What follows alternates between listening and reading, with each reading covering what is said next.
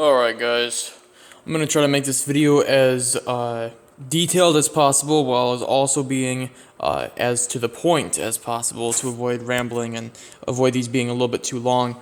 What we have here is an E4MC carburetor, quadrajet carburetor. It's the same thing as an E4ME, and all that means is electronic 4-barrel modified. And the C, it means that it's got this mechanical idle load compensator and a mechanical hot air choke. And the E means that it's got a electric idle speed motor on it and a electric choke, which mine does not. Mine is an old-fashioned version. This is a Gen 2 electronically controlled quadrajet, which means it has electronic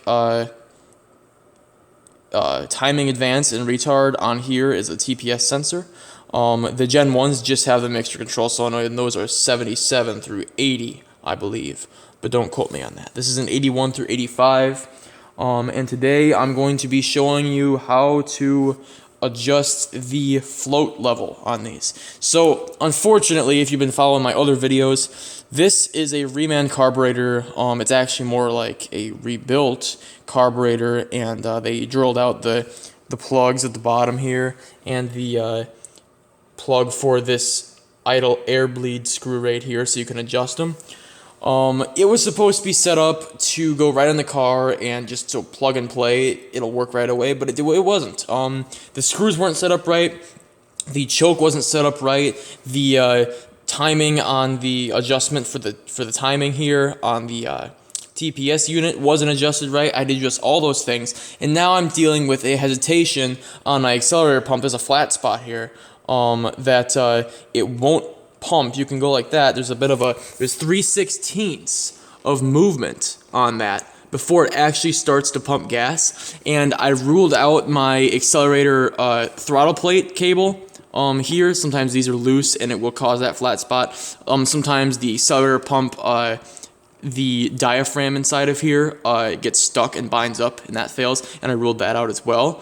I ruled everything else out except for the float level. So what I did is I stuck my float level gauge, a homemade one, of course, down this air breather right here, and it turns out that my float level is 1/16 off of what it's supposed to be. It's at 1/2. It's supposed to be 7/16.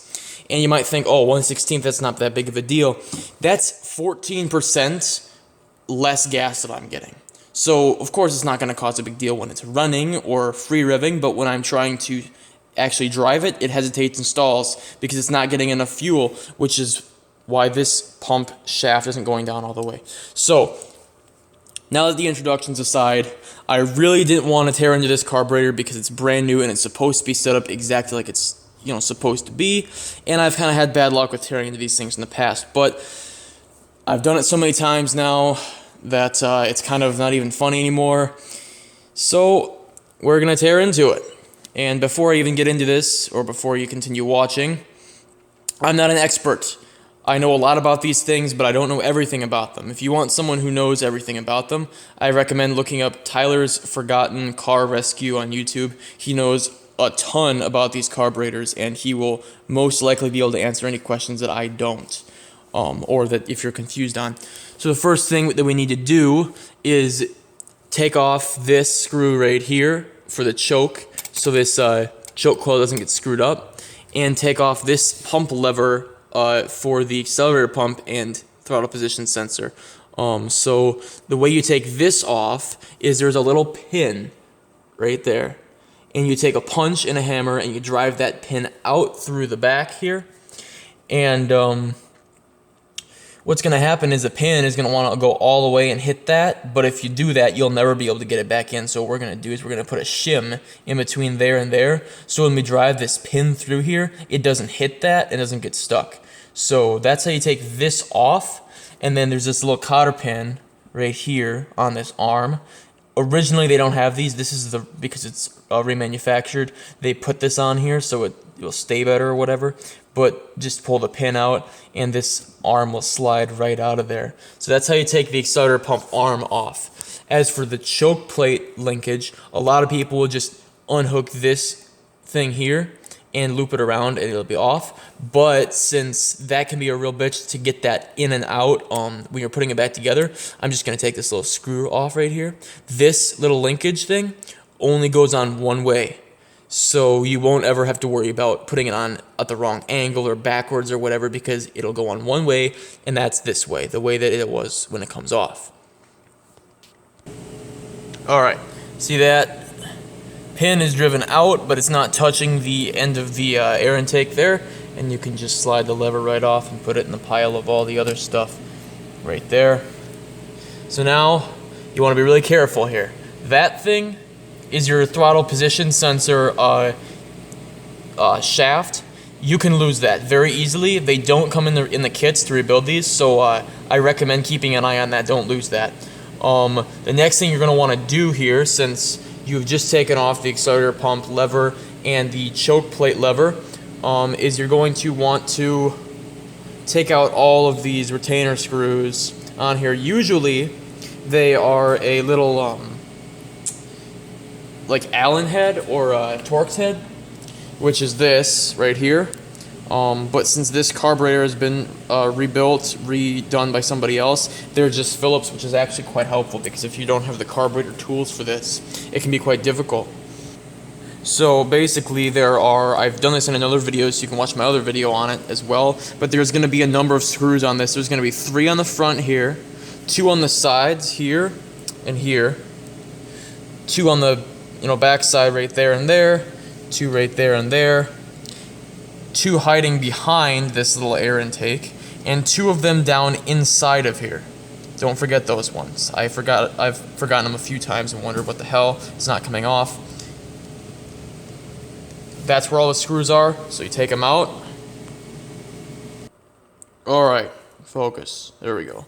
Now that I've got all those out, I'd like it to be known that this probably won't be the case with yours, because yours will probably be original, but these had Loctite on them, and I just about almost stripped out one of them, taking it out. Also, these screws, these 2 shinier ones and the bluer ones right there, were for the side ones here and here. I'm not sure if that's how it is on the original or not, but for this one they were different, so I just thought I'd put that down there as well.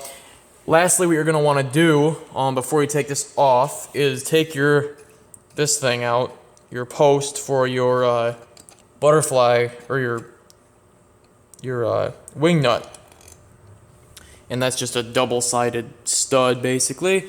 Take it out, put it off to the side. All right, now technically the top is ready to come off, but there's going to be a couple of other things on here that are going to interfere. This primary vacuum brake is hooked up to that right here, which is on the main body of the carb, which is not going to come off very easily. So either disconnect the vacuum line or take this off. I'm actually going to just disconnect the vacuum line, because it looks like this here assembly is all one. So it's all going to come off with the main thing here. In addition to that, you can do this next part. It's optional. You don't have to, but you can. This right here is where your secondary metering rods go down into the well of the bowl, and these are going to come out with the air horn, but they can be a real pain to get back in there, and if they fall off the hooks of this when you're taking it off, it can be a real pain to get them out. So what I'm going to do is I'm going to take my flathead, so once you take this off and take this vacuum line off, you're going to want to lift straight up on this with nothing else. You don't want to lift it to the side or up or down or whatever. Lift it straight up and out of there, so this thing doesn't bind up on anything, and make sure you keep an eye on that thing so it doesn't fall down, because it's going to want to. I would record myself doing that, but I don't have anybody to hold the camera, and I don't have a tripod. So that's what you're going to want to do. I'm going to split this video up into 2, 3, maybe even 4 parts to avoid them being too long. So I will pick this up in the next part when I have the air horn off.